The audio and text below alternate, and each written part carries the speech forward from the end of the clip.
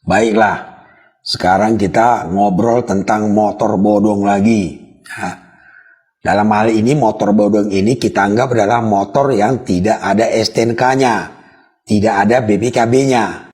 Itulah motor bodong. Bedakan ya dengan motor hasil curian. Ya, yang kita bahas di sini adalah motor bodong yang tidak ada surat-suratnya, tidak ada BPKB, tidak ada STNK. Lalu ada yang bertanya lagi nih, Bang, saya punya motor bodong, apakah sudah pasti akan diambil sama polisi, ditangkap sama polisi, disita sama polisi? Itu pertanyaannya. Kita bicara hukumnya lagi ya. Nah teman-teman, kalau barang kita, kendaraan kita diambil polisi, bahasa hukumnya adalah disita, penyitaan. Ya, penyitaan ini diatur di Kitab Undang-Undang Hukum Acara Pidana. Ya, apa yang disita? Yang disita polisi, disita penyidik adalah barang atau benda yang ada kaitannya dengan tindak pidana. Ya, jadi kalau tidak ada kaitannya dengan tindak pidana tidak boleh disita. Haruslah barang atau benda yang ada kaitan dengan tindak pidana.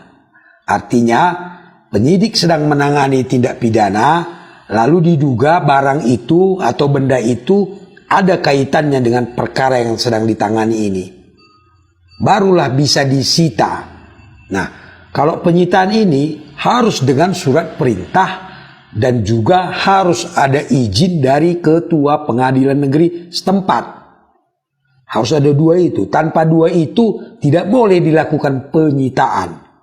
Nah, kalau begitu, apakah motor bodong tadi disita? Lihat dulu, apakah motor bodong ini ada kaitannya dengan tindak pidana yang sedang ditangani polisi? Kalau tidak ada kaitannya dengan tindak pidana, jadi tidak boleh disita meskipun motor itu bodong. Ya, sama juga dengan ember kita di rumah, nggak ada surat-suratnya, kan nggak disita kan, diambili kan, nggak begitu.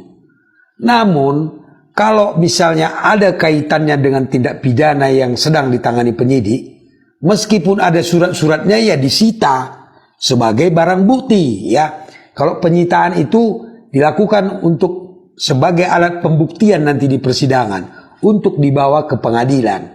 Nanti setelah perkara selesai diponis, maka barang bukti itu dikembalikan kepada pemilik atau dikembalikan kepada dari mana barang itu diambil. Jadi sudah jelas ya, meskipun motor kita bodong, kendaraan kita bodong, gak ada surat-suratnya, tapi kalau tidak ada kaitannya dengan tindak pidana yang sedang ditangani, tidak boleh disita, tidak boleh diambil penyidik. Kecuali motor itu hasil kejahatan. Jadi ada yang melapor kehilangan motor, lalu dicari-cari polisi, ketemulah pada kita, baru bisa disita. Dan kita bisa juga kena jadi penadah dia, membeli atau menyimpan barang hasil kejahatan. Begitu ya. Jadi kalau begitu Bang, aman dong punya motor bodong?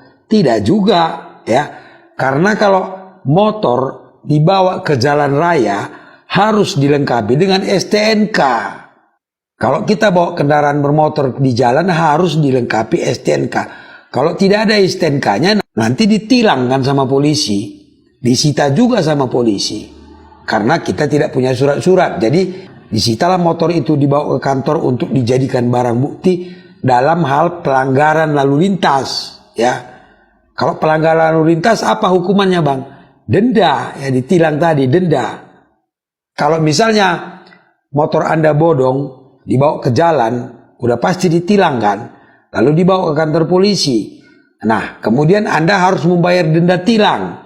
Ketika Anda membayar denda tilang, berarti hukuman Anda sudah selesai.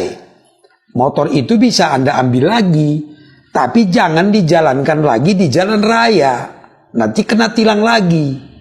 Lalu bagaimana Bang? Ambil, naikkan ke truk, bawa pulang. Jangan dibawa ke jalan raya. Kecuali bawa ke hutan misalnya, atau ke sirkuit tuh. Seperti motor balap tuh, dibawa ke sirkuit, nggak ditilang kan. Motor balap itu nggak ada surat-suratnya tuh. Nggak ada STNK-nya. Tapi nggak ditilang karena dibawa di sirkuit. Bisa dipahami ya teman-teman ya. Jadi kalau kita punya kendaraan bodong, resikonya adalah kita bawa ke jalan raya, kita bisa kena tilang, ya, atau ternyata barang itu hasil curian dan ada yang melapor dan diselidiki, dicari polisi, ketemu sama kita bisa dijadikan tersangka pasal penadahan dan motor itu bisa disita, ya.